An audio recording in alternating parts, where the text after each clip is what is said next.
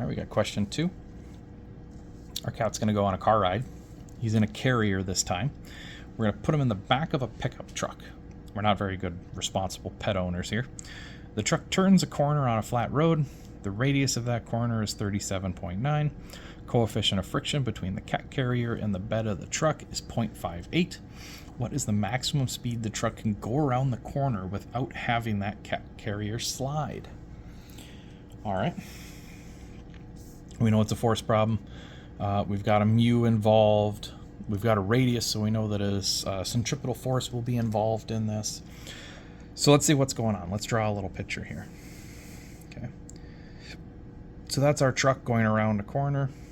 We know that the radius here is 37.9 meters.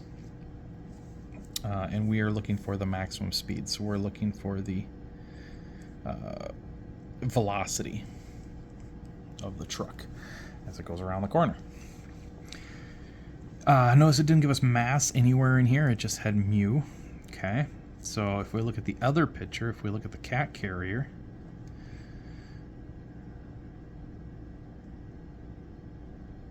okay, look at the cat carrier in the back of the truck.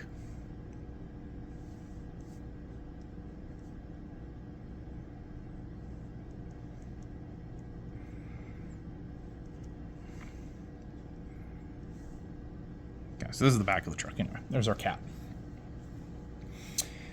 We got to look at the forces that are being involved here, and one of them, of course, is going to be Fg, getting pulled down by gravity.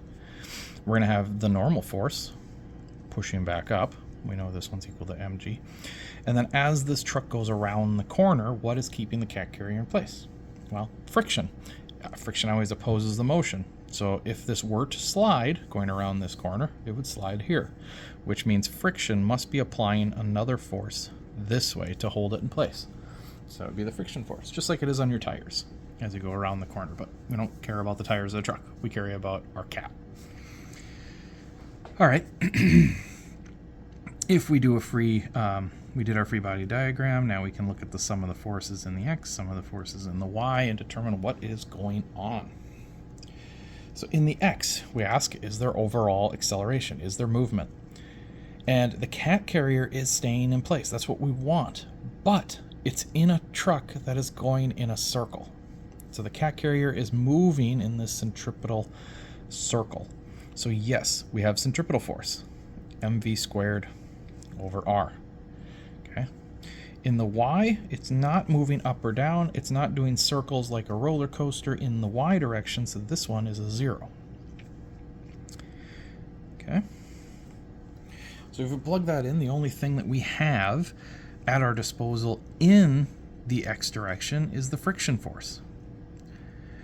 Now you notice friction force here points negative.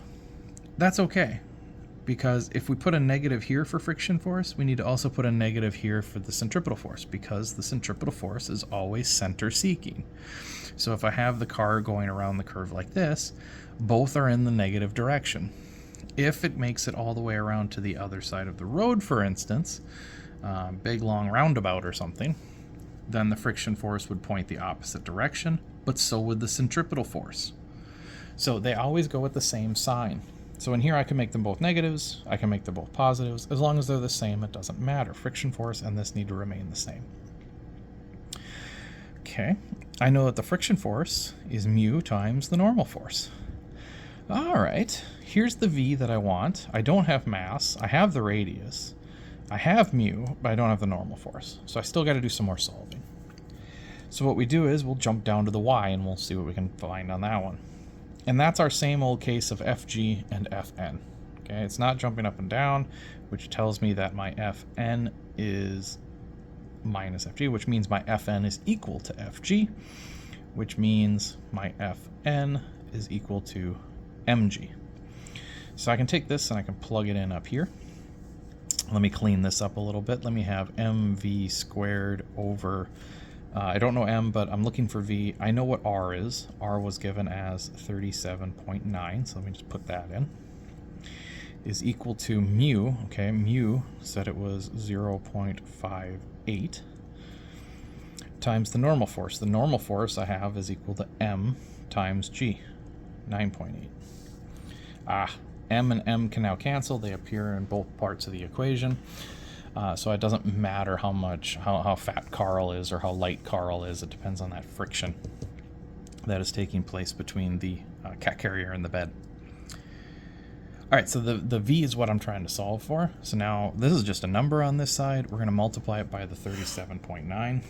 So let me plug that in. 37.9 times 0.58 times 9.8. Okay, that gives us 215. 215 isn't quite right because this is V squared. You got to remember to always take your square. And if we take the square root of it, we get that the maximum velocity we should be able to travel is 14.677. So we're going to round that to the 14.68 that we see up here. Okay. Hopefully that helped.